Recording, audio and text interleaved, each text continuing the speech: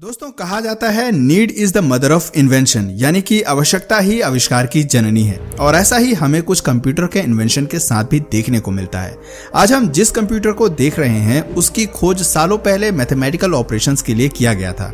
हालांकि समय समय पर जरूरतों के अनुसार वैज्ञानिकों और इंजीनियर्स ने इसमें ढेर सारे चेंजेस किए, जिसका रिजल्ट आज आप खुद अपनी आंखों से देख ही सकते हैं।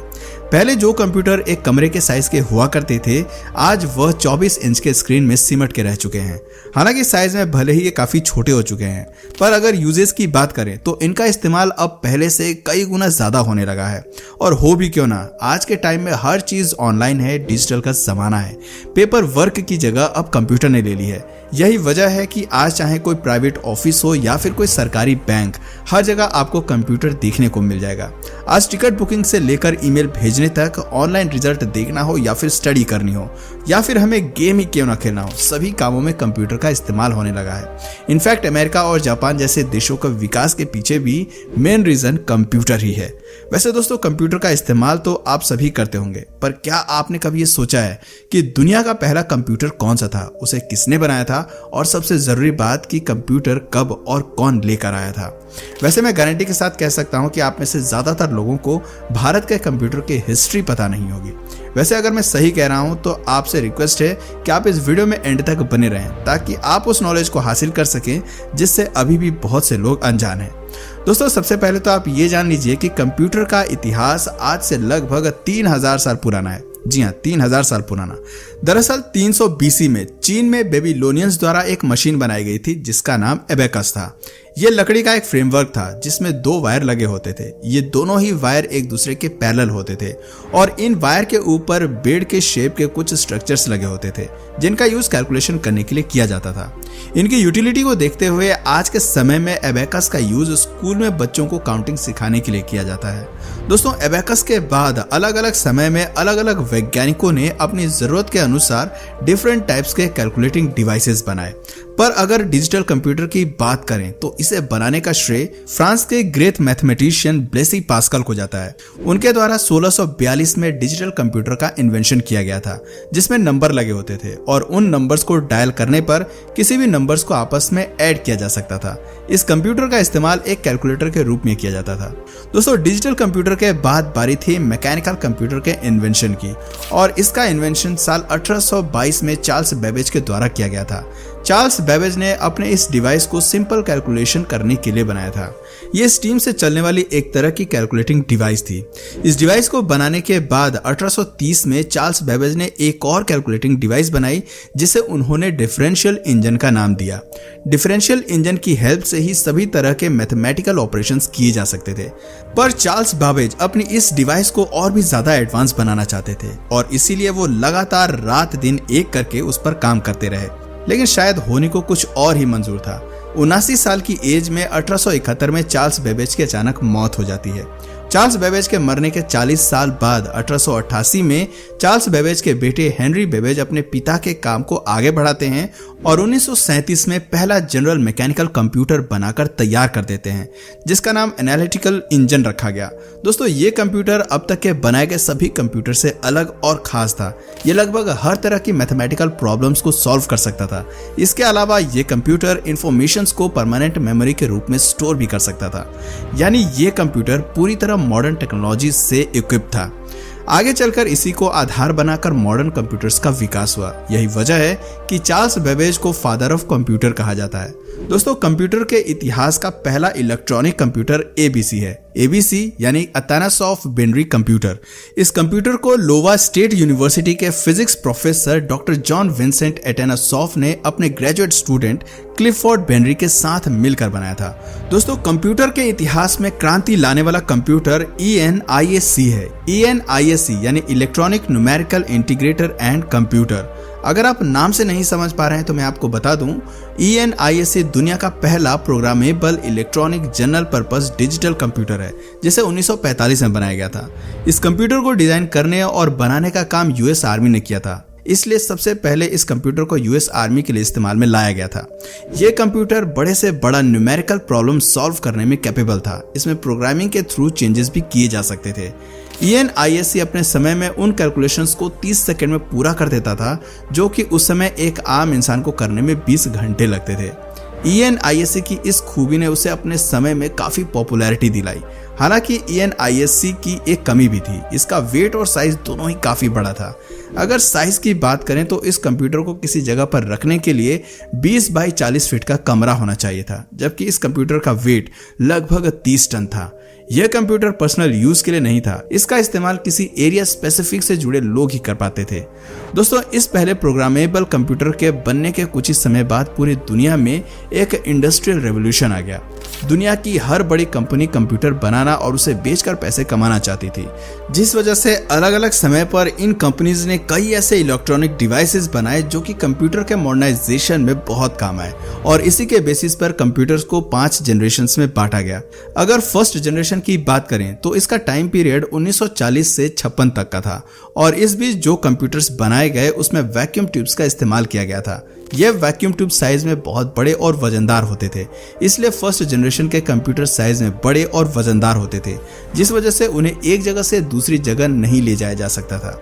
दोस्तों, ENISC भी फर्स्ट जनरेशन के कंप्यूटर का ही एग्जाम्पल है। इसमें 20,000 वैक्यूम ट्यूब्स, 10,000 कैपेसिटर्स और 70,000 रेजिस्टर्स लगे होते थे।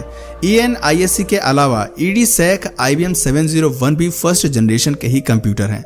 दोस्तों, आइए अब जानते हैं सेकंड जनरेशन के कंप्यूटर को, लेकिन उससे पहले मैं आपको बता दूं कि इस जनरेशन का टाइम पीरियड 1956 से 63 तक था।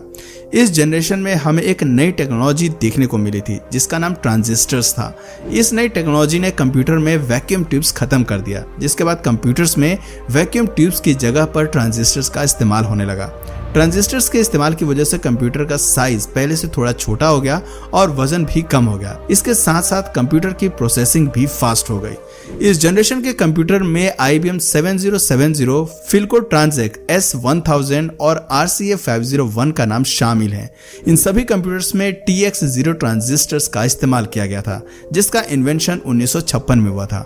1956 से 1963 तक इस तरह के कंप्यूटर काफी इस्तेमाल में लाए गए, लेकिन 1964 में एक और नई टेक्नोलॉजी सामने आती है जिसे थर्ड जनरेशन की शुरुआत माना जाता है। यह नई टेक्नोलॉजी IC यानी कि इंटीग्रेटेड सर्किट का था, जिसने कंप्यूटर से ट्रांजिस्टर्स का काम खत्म कर दिया। इससे कंप्यूटर का साइज और छोटा हो गया और साथ ही ये सेकंड जनरेशन के कंप्यूटर से और भी ज्यादा फास्ट कैलकुलेशन करने लगा। दोस्तों, IC के इन्वेंशन के बाद से दुनिया में कंप्यूटर का रूप ही बदल गया, और इसका अंदाजा आप इस बात से लगा सकते हैं कि आज भी ICs का इस्तेमाल कंप्यूटर में किया जाता है, और इसी तरह से थर्ड जनरेशन को गोल्डन जनरेशन का नाम दे दिया जाता है। दोस्तों, थर्ड जनरेशन के बाद 1972 से फोर्थ जनरेशन की शुरुआत होती है। इस जनरेशन का महत्व इसलिए भी बढ़ जाता है क्योंकि इसमें कंप्यूटर्स एक बड़े कमरे से निकलकर लोगों के डेस्क तक आ गए थे। दरअसल इसी जनरेशन में माइक्रो प्रोसेसर का इन्वेंशन हुआ, जिसने कंप्यूटर को सुपर फास्ट के साथ साथ कॉम्पैक्ट और डेस्कटॉप तक ला दिया, जिस वजह से आम इंसान भी अब बहुत ही आराम से इसे खरीद सकते थे और उसका यूज कर सकते थे। इस जनरेशन के कुछ मेन कंप्यूटर्स में अल्टेयर 8800, IBM 5100 और मिक्राल का नाम आता है। दोस्तों, इसके बाद आता है फिफ्थ जनरेशन। ये जनरेशन कंप्यूटर के युग का सबसे मॉडर्न जनरेशन है, जिसकी शुरुआत हुई है साल 2010 में, लेकिन ये अभी भी चल रही है और शायद आगे भी चलती जाएगी, क्योंकि इस जनरेशन के कंप्यूटर में AI यानी कि आर्टिफिशियल इंटेलिजेंस का इस्तेमाल किया जाता है। और AI कितना पावरफुल है इसके बारे में तो आप सभी जानते ही होंगे। AI के आने के बाद से इंसान अपने लैंग्वेज में कंप्यूटर से बात कर सकता है, उसे जिस तरीके से चाहे इस्तेमाल कर सकता है। कोर्टाना, सिरी, एलेक्सा जैसे AI टेक्नोलॉजीज हमें इसी युग के कंप्यूटर में देखने को मिलते हैं। दोस्तों, अब आइए हम अपने आखिरी सवाल पर आते हैं, जिसका जवाब जानना हमारे लिए सबसे ज्यादा जरूरी हो जाता है, क्योंकि ये सवाल हमारे देश से जुड़ा हुआ है। हमारे देश भारत में कंप्यूटर कब और कौन लेकर आया था? दोस्तों, भारत में कंप्यूटर युग का आरंभ साल 1952 से माना जाता है, क्योंकि इसी साल भारत में पहला कंप्यूटर द्विजेश दत्ता मजूमदार द्वारा कोलकाता के इंडियन स्टैटिकल इंस्टीट्यूट में लगाया गया था। इसके बाद बेंगलुरु में भी भारतीय विज्ञान संस्थान में इसी तरह के एनालॉग कंप्यूटर लगाए गए। पर दोस्तों, अगर सही मायने में देखा जाए तो भारत में कंप्यूटर युग की शुरुआत 1956 में हुई, क्योंकि इसी साल भारत में पहला डिजिटल कंप्यूटर लाया गया था, जिसका नाम HEC 2M था। HEC-2M कंप्यूटर को इंग्लैंड में बनाया गया था। इसे ब्रिटिश इंजीनियर और फिजिसिस्ट एंड्रयू डोनाल्ड बूथ ने बनाया था। इस कंप्यूटर की कीमत उस समय इंडियन करेंसी में 10 लाख रुपए थी। इस कंप्यूटर की लेंथ 10 फीट, विड्थ 7 फीट और हाइट 6 फीट थी। इस कंप्यूटर को भी कोलकाता के भारतीय विज्ञान संस्थान के अंदर लगाया गया था। ये भारत का पहला इलेक्ट्रॉनिक बेस्ड कंप्यूटर था और इस तरह के कंप्यूटर का इस्तेमाल जियोग्राफिकल कैलकुलेशंस और साइंटिफिक वर्क्स के लिए किया जाता था। जिस समय इस कंप्यूटर को भारत में लगाया गया था, उस समय भारत जापान के बाद एशिया का दूसरा देश बन गया था जो इस तरह की कंप्यूटर टेक्नोलॉजी का इस्तेमाल कर रहा था। दरअसल HEC-2M नामक इस कंप्यूटर में इनपुट और आउटपुट के लिए पंच कार्ड का उपयोग किया गया था। हालांकि आगे चलकर इसमें प्रिंटर को भी जोड़ दिया गया। दोस्तों, HEC-2M के बाद साल 1958 में एक और कंप्यूटर भारत में लाया गया। भारत ने इस कंप्यूटर को रूस से खरीदा था, जो आकार में HEC-2M से भी बड़ा था। इस कंप्यूटर का नाम यूरल था। भारत में HEC-2M और यूरल दोनों ही कंप्यूटर का इस्तेमाल साल 1964 तक किया गया था। इसके बाद भारत में IBM कंपनी के द्वारा बनाया गया कंप्यूटर IBM 1401 को कोलकाता के इंडियन स्टैटिस्टिकल इंस्टीट्यूट में लगाया गया। ये एक प्रकार का डेटा प्रोसेसिंग कंप्यूटर सिस्टम था। इस कंप्यूटर सिस्टम को IBM कंपनी ने साल 1959 में बनाया था और बनने के 5 साल बाद ही इसे भारत में लगा दिया गया। दोस्तों, साल 1966 तक भारत में जो भी कंप्यूटर इस्तेमाल में किए गए वो सब विदेशों से खरीदे गए थे।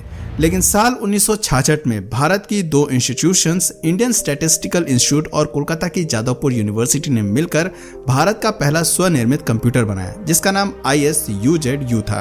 दोस्तों, इससे पहले भारत जिन भी कंप्यूटर का इस्तेमाल करता था, फिर चाहे वो HEC-2M हो या URL, ये सभी वैक्यूम ट्यूब पर बेस्ड थे। लेकिन भारत में बने ISUZU में ट्रांजिस्टर का इस्तेमाल किया गया था।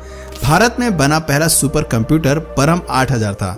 इसके बारे में तो आप डेफिनेटली जानते ही होंगे। खैर, अगर नहीं जानते तो मैं आपको बता दूं कि परम 8000 को CDAC यानी कि centre for development of advance computing द्वारा साल 1991 में आर्किटेक्ट P भाटकर की टीम द्वारा डेवलप किया गया था। संस्कृत भाषा में परम का मतलब सर्वोच्च होता है और जैसा कि इसका नाम है, जब परम 8000 सुपर कंप्यूटर पूरी तरह से बनकर तैयार हुआ था, उस समय यह दुनिया का सबसे पावरफुल कंप्यूटर था। इस सुपर कंप्यूटर को बनाने में 3 साल का समय और 3 करोड़ की लागत आई थी। परम 8000 सुपर कंप्यूटर साइज में इतना बड़ा है कि ये एक बड़े कमरे को पूरी तरह से घेर सकता है। इस सुपर कंप्यूटर को बनाने में सबसे बड़ा योगदान नालंदा यूनिवर्सिटी के चांसलर डॉक्टर विजय P भाटकर का था। इसलिए इन्हें आज father of Indian super computer भी कहा जाता है। दोस्तों, परम 8000 के बनने के 7 साल बाद साल 1998 में परम 10000 को भी भारत में बनाया गया और इसे बनाने में भी डॉक्टर विजय P भाटकर का सबसे बड़ा योगदान था। दोस्तों, इसके साथ ही आपको जानकर खुशी होगी कि आज भारत अपने सभी सुपर कंप्यूटर खुद बनाने में कैपेबल है। इनफैक्ट आज के समय में पूरी दुनिया में भारत अपने सुपर कंप्यूटर को एक्सपोर्ट भी करता है। तो दोस्तों, आज के लिए फिलहाल इतना ही। आपका फेवरेट लैपटॉप कौन सी कंपनी का है, नीचे कमेंट सेक्शन में जरूर बताएं। और अगर इस वीडियो से आपको कुछ नया जानने या सीखने को मिला या फिर इंटरेस्टिंग लगा तो प्लीज इस वीडियो को एक लाइक करके अपने फ्रेंड्स और फैमिली में से जरूर शेयर करें। और यदि आप इस चैनल पर नए हैं तो प्लीज इस चैनल को सब्सक्राइब करके